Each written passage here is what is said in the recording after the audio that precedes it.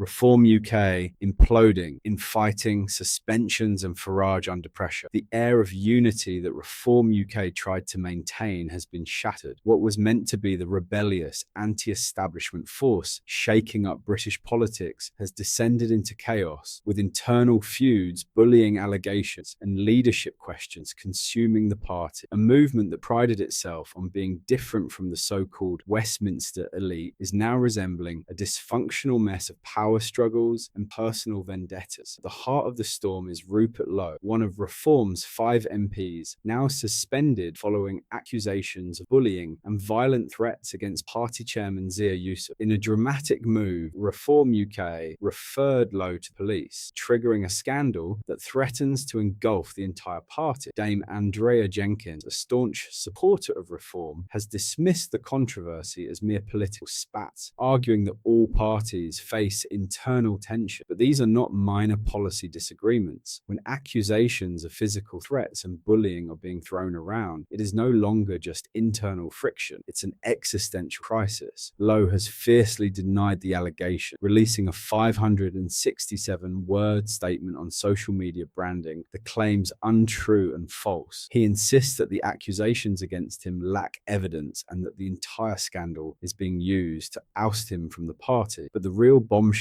here is the timing. Just days before these allegations surfaced, Lowe had publicly criticized Nigel Farage's leadership, painting a picture of a party where only those in Nigel's gang are truly valued. His comments have now fueled suspicions that his suspension is more about silencing internal critics than addressing serious misconduct. The battle lines are drawn. Reform UK, once heralded as the party that would challenge the status quo, is now facing the same internal dysfunction that has plagued the Conservatives and Labour. And with just 5 MPs, the stakes could not be higher. Farage, the face of Reform, now finds himself under intense scrutiny. His entire career has been built on the idea of being a strong, decisive leader. Yet in this crisis, his grip on the party looks increasingly shaky. Political commentator Benedict Spence has described Reform's behaviour as sixth form politics, a scathing critique suggesting that the party is more focused on petty feuds than actual governance. When there are only 5 of you in the parliamentary party, you need to have a better grasp on discipline, Spence remarked. And when these things blow up, you need to have a more dignified way of dealing with them, rather than amplifying them into the public sphere even further. This is the crux of the issue. Reform UK is supposed to be different. It was supposed to be disciplined, no-nonsense alternative to the chaos of the major party. Instead, it is now a public spectacle, with its dirty laundry being aired for all to see. Dame Andrea Jenkyns has attempted to downplay the scandal, insisting that Reform is being unfairly targeted by the media. "Give us a party that doesn't have spats," she told GB News. "Every party has spats, but because there are only 5 MPs, there are political egos in every party. People rub each other up the wrong way. That's politics." But this excuse rings hollow. There is a vast difference between minor disagreements and police involvement. The fact that the party felt compelled to take legal action against one of its own MPs raises serious questions about its internal management. If the accusations are true, then Reform has been harboring a toxic culture that directly contradicts its public messaging. If they are false, then it suggests an internal purge is underway, one designed to eliminate anyone who challenges